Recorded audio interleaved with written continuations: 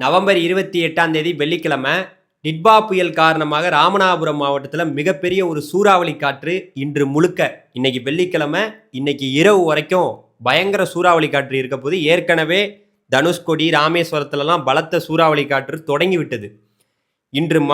இன்று இரவுக்குள்ள ராமநாதபுரம் மாவட்டம் ஒரு மிகப்பெரிய ஒரு சூறாவளி காற்றை சந்திக்க போகுது.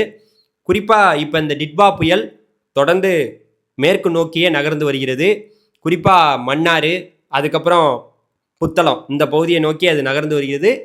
அதுக்கப்புறம் படிப்படியாக நம்மளுடைய அதாவது ராமேஸ்வரத்துக்கு நெருக்கமாக இன்றைக்கி மாலை இன்று இரவுக்குள்ளே வந்துடும். காற்று பார்த்தீங்கன்னா மிகப்பெரிய காற்றாக இருக்கும். கிட்டத்தட்ட 80-70 கிலோமீட்டர் வேகத்தில் காற்று வீசும். ஏற்கனவே தனுஷ்கோடியில் அங்கெல்லாம் இருக்கவே கூடாதுன்னு சொல்லிட்டாங்க. தனுஷ்கோடியில் இப்போ இருக்க முடியாது, அந்த லெவலுக்கு கொடூரமான காற்று. ராமநாதபுரத்துலேயும் கொடூரமான காற்று இருக்க போகுது. இந்த டிட்பா புயல் காரணமாக ராமநாதபுரம் மாவட்ட மீனவர்கள், அதே போல் புதுக்கோட்டை மாவட்ட மீனவர்கள், அதுக்கப்புறம் தஞ்சாவூர் மாவட்ட மீனவர்கள், அதுக்கப்புறம் திருவாரூர் மாவட்டத்தில், அதுக்கப்புறம் நாகப்பட்டினத்தில் இருக்கக்கூடிய மீனவர்களுடைய அந்த படகுகள்லாம் பாதிக்கப்பட போகுது. படகுகள்லாம் பார்த்திங்கன்னா அங்கே நிற்க முடியாது. ஏன்னா அந்த லெவலுக்கு அவங்க என்னதான் சேஃப்டியாக கட்டி வச்சுருந்தாலும் பல படகுகள், அதாவது பெரிய பெரிய லட்சக்கணக்கில் படகுகள் வாங்கி மீன் பிடிக்கிறதுக்கு வச்சுருந்துருப்பாங்க. அந்த படகுகள் எல்லாமே சேதமடைகிற அளவுக்கு காற்று இருக்க போகுது. அது நீங்கள் என்னதான் சேஃபாக நீங்கள் கட்டி வச்சுருந்தாலும் அந்த இப்போ பயங்கர காற்று வீசிக்கிட்டு இருக்கு. குறிப்பாக இது இன்னைக்கு மாலைக்குள்ள இந்த டிட்பா புயல் மிக நெருக்கமாக நம்மளுடைய மன்னார், தலைமன்னார், அப்புறம் ராமேஸ்வரத்துக்கிட்ட வந்துடும்.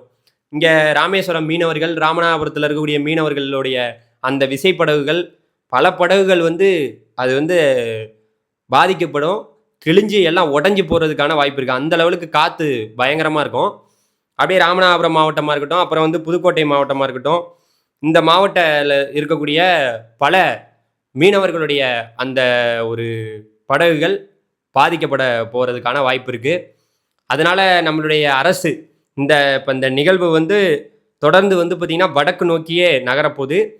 நாளைக்கு இன்று இரவு முழுக்கவே, இன்னைக்கு இரவு முழுக்க அடித்து வாங்கிடும், போட்டு சுழட்டி எடுத்துரும். ராமநாதபுரம் மாவட்டத்தை போட்டு சுற்றி அடிக்கும் காற்று.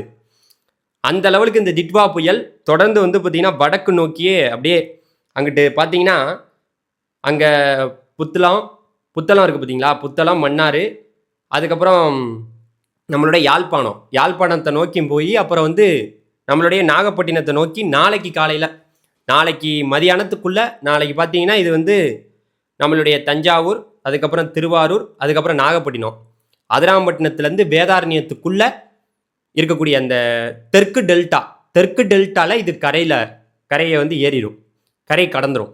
எப்போ நாளைக்கு மாலைக்குள்ளே இது தெற்கு டெல்டாவில் கரையை கடந்து அப்படியே நாகப்பட்டினத்தில் கரையை தொட்டுச்சுன்னா அந்த கரையிலேயே அடுத்து காரைக்கால் போவோம், அடுத்து மயிலாடுதுறை போவோம், அடுத்து கடலூர் போவோம், அடுத்து புதுச்சேரி போவோம், அடுத்து விழுப்புரம் போவோம், அடுத்து செங்கல்பட்டு போவோம், அடுத்து சென்னை போவோம். அப்படியே அந்த கரையிலேயே போவோம். சரியா?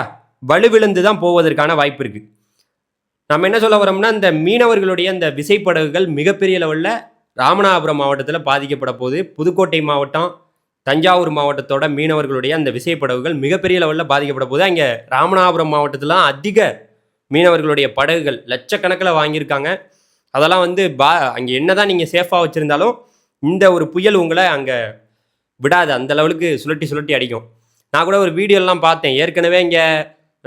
ஏற்கனவே காற்று வீச ஆரம்பிச்சிருச்சு. இப்போ நேற்றுலேருந்து நமக்கு அங்கே பாம்பன் பாலத்துலலாம் போக முடியலை, ரயிலெலாம் நிப்பாட்டி வச்சுருந்தாங்க. இங்கே தனுஷ்கோடியிலலாம் மிகப்பெரிய லெவலில் காற்று, அங்கே இருக்கவே முடியலை.